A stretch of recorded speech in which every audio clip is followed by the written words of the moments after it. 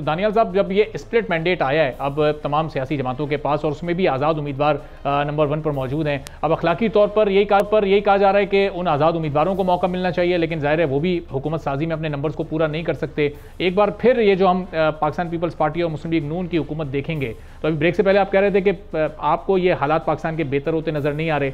क्या क्या रिफॉर्म्स होने चाहिए, उसके लिए डिसीजंस क्या क्या होने चाहिए, किन किन ओहदों पर एक्सपर्ट्स को बिठाना चाहिए, क्योंकि जब भी एक कोलिशन गवर्नमेंट होती है तो फिर उसमें सबको ही एंटरटेन किया जाता है और फिर एक लंबी चौड़ी काबीना हमारे सामने आती है। जी बिल्कुल, इसमें वाज़े तौर पर जो मैं आपसे कह रहा हूँ कि जब तक किसी ओवरऑल फ्रेमिंग जो प्रॉब्लम की है वो नहीं हो पाएगी, जो बिगर पिक्चर है पाकिस्तान की इकोनॉमी की, उसमें पाकिस्तान की इकोनॉमी जो है बुनियादी तौर पर ये डॉलर के जरिए से ग्रोथ करती है। डॉलर हमारे पास है नहीं। पिछले कुछ काफी बरस से ये तीनों जमातें जो हैं इंक्लूडिंग पीपीपी, पीएमएलएन और पीटीआई, ये कर्जा लेके पाकिस्तान को चलाते रहे हैं, डॉलर पूरे करते रहे हैं। अब वो डॉलर रहे नहीं है, कर्जा हम आगे ले नहीं सकते। तो इसके लिए जब तक से हम पाकिस्तानी इकोनॉमी को एक इकोनॉमिक ट्रांजिशन प्लान के जरिए इन ये जो डॉलरों की खुराक इनको चाहिए, इसको हम कम नहीं करेंगे और प्रोडक्शन फंक्शन जो है हमारा वो एक इंपोर्ट बेस्ड नहीं होगा, तब तक से पाकिस्तान चल नहीं पाएगा, हम अपने कर्जे नहीं दे पाएंगे। और यही जो दूसरी चेंज है वो ये है कि अब हम आगे डेट नहीं ले सकते, और डेट को रिस्ट्रक्चर करने के लिए सबसे पहले आपको चाहिए रेवेन्यू, क्योंकि आप डेट लेते चले, पहले ये ब्लीडिंग तो रोके ना। तो रेवेन्यू आपको मिलनी है एफबीआर से। एफबीआर के मुख्तलिफ रिफॉर्म्स हुए हैं पिछले 20 बरस में, और वो सारे के सारे ज्यादातर एडमिनिस्ट्रेटिव ग्राउंड्स पे हुए हैं। लेकिन जो इंसेंटिव साइड है, जब तक वो नहीं देखी जाएगी तो ये एफबीआर भी नहीं डिलीवर कर पाएगा। मैं आपको एक मिसाल देता हूँ।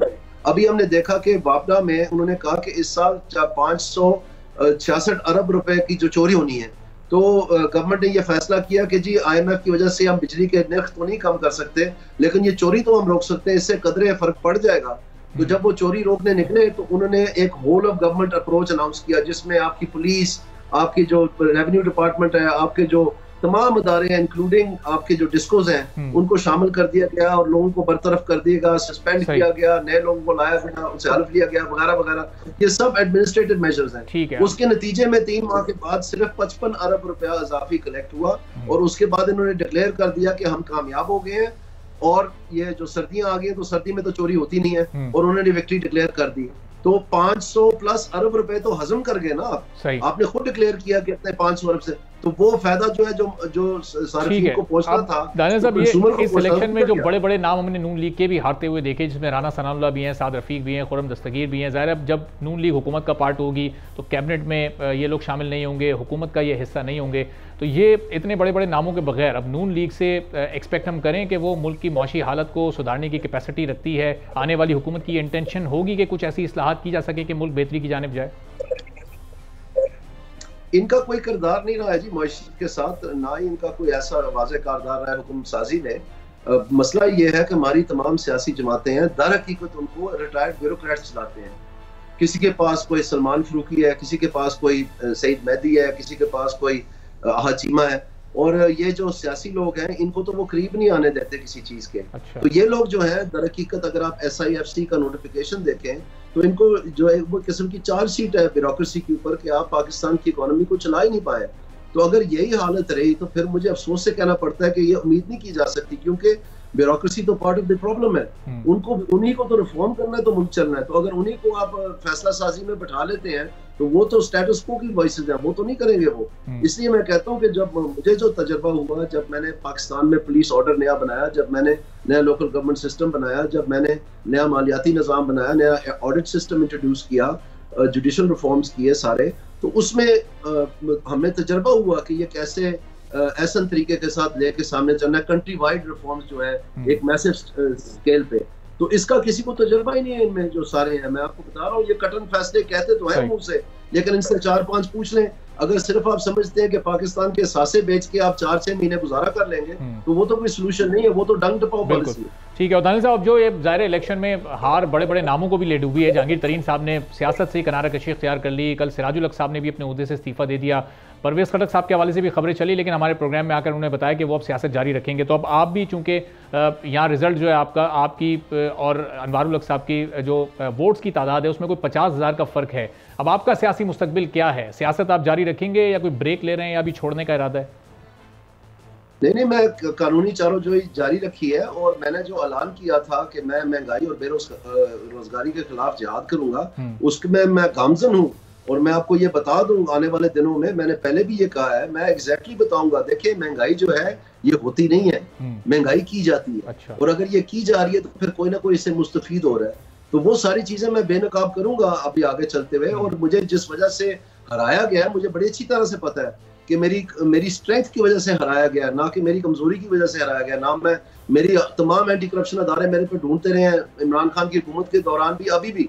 और ये बिल्कुल मतलब फांक हो गए, तो उन्होंने मेरे के ऊपर फिर ये जो जाली किस्म की कार्रवाई करके तो मुझे गिरफ्तार कर लिया। लेकिन मेरी आवाज दबाई नहीं जा सकती। तो मैं साहब, ये जो कानूनी चाराजोई आप कर रहे हैं, आप कानूनी चाराजोई कर रहे हैं, तो इसमें आपका क्लेम क्या है? क्योंकि यहाँ जो आपके वोट्स हैं वो 50,984 हैं, इसको राउंड ऑफ करके चलें 51,000 कर लें, और जो जीते हैं उनके 99,000 हैं। दरमियान में ये ताहिर अली जावेद साहब भी तो हैं जिनके 75,000 वोट्स हैं। आपका क्लेम क्या? आप यहाँ नंबर 2 पर हैं, या ये इलेक्शन बकौल आपके आप जीते हैं और इसमें फिर कोई आगे पीछे मामला को किया गया? बिल्कुल, मैं ये इलेक्शन जीता हूँ जी। आप देख लें, रात 3 बजे तक मैं तकरीबन नंबर 1 पोजीशन में था। और ये जो नंबर 2 और 3 पोजीशन है, ये आपस में पीटीआई का इंडिपेंडेंट कैंडिडेट और मुस्लिम लीग नून का कैंडिडेट आपस में बांटते रहे। बल्कि मुस्लिम लीग नून का कैंडिडेट रात को जाके तीसरे नंबर पे आ गया था वाज़ेह तौर पर। पता नहीं 6-7 हज़ार थे उसके, 14,000 थे अपना पीटीआई के इंडिपेंडेंट कैंडिडेट के, और मेरे पास थे 27,900 इस तरह कुछ। और फिर मेरे 42,000 तक गए, जबकि ये सिर्फ 10,000 और 15,000 पे ही थे। तो कहने का मकसद ये है कि मुझे पकड़ा इसलिए गया कि मेरी बीवी को अरेस्ट किया, मेरे बेटे को अरेस्ट किया, और वहां से जो प्रिजाइडिंग से ये फॉर्म 45 पे साइन करी है, जो हमें दिया ही नहीं है, और जो अलहदा बनाए जाली, वो सारी चीजें बाहर आएंगी।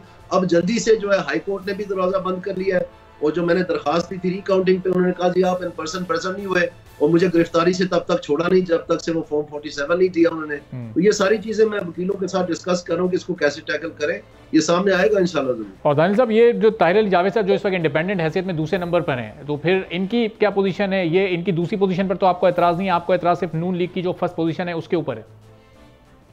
ऐसा नहीं है, मुझे तीसरी पोजीशन पे लाया इसलिए गया है ताकि आप लोग ये सवाल पूछ सकें। अच्छा। उनको पता है कि मेरी कैपेबिलिटीज क्या है, और मैं मीडिया के साथ जो गुफ्तगू शनीद करता हूँ, लोग सुनते हैं मेरी बात, क्योंकि मैं ढंग की बात करता हूँ, पढ़ लिख के आता हूँ, रिसर्च करके आता हूँ, और मेरे पास एक वर्ल्ड ऑफ एक्सपीरियंस है, मेरे पीछे एक प्रोफेशनल हूँ मैं, मेरी ट्रेनिंग इकोनॉमिक्स में है, बाकियों के पास ये सहूलतें नहीं है। तो इसलिए वो चाहते ही ये थे कि इसको इतना नीचे लाए ताकि ये इसी चीज का जवाब देता रहे और असल मौजू की तरफ ना आए, जिसके में मेरे मुंह पे हाथ रखा गया था जब मैंने महंगाई के खिलाफ आवाज उठाई। दानिश साहब, ये इंतजामिया ने जो आपके खिलाफ ये सारे इकदाम उठाए, प्रेशर किसका था इंतजामिया पर? क्या बराह रास्त मियां नवाज शरीफ का प्रेशर था? क्या जमात का प्रेशर था? क्या एहसान इकबाल साहब का प्रेशर था, जिन पर माजी में ज़ाहिर है आपने मुख्तलिफ इल्ज़ामात भी लगाए उनका नाम लेकर? बिल्कुल, एहसान इकबाल साहब इसमें मुकम्मल तौर पर मुलव्वस थे। अच्छा। और उनके लिए अब कबाब की हड्डी बनी हुई है जो उन्होंने किया है, क्योंकि अब उनको ये समझ नहीं आ रही है कि वो PP 54 छोड़े तो वो हारते हैं, और अगर NS 76 छोड़े तो वो हारते हैं। एक सीट तो उन्होंने छोड़नी है, तो वो सारा कुछ फिर सामने आ जाना है, क्योंकि यहाँ पर तो अब 10 के वाला इलेक्शन होना है, क्योंकि ये पूरे मुल्क का फोकस जो है अब इन बाई इलेक्शंस पे होना है जो सामने आने हैं। तो इसमें तो वो चीजें नहीं हो सकती, क्योंकि आपकी मीडिया टीम्स भी होनी है वहां पर, वो सारे पाकिस्तान ने देखना है।